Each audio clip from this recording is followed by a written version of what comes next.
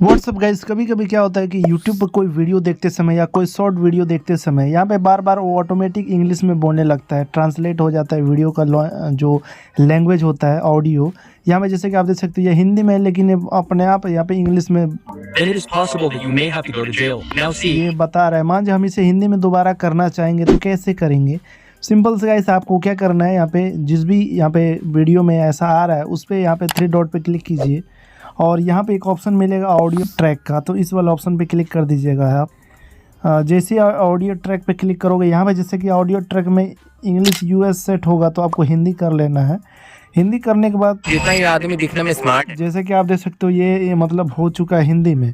यहाँ पे ये बार बार क्या ऑटोमेटिक ये इंग्लिश पे चला जा रहा है। कई बार क्या होता है कि यहाँ पे ये शो मतलब जो यूट्यूब होता है वो आपको रिकमेंड करता है इंग्लिश में, तो आप आसानी से ऐसे आप हिंदी कर सकते हो गाइस, बहुत ही आसानी से।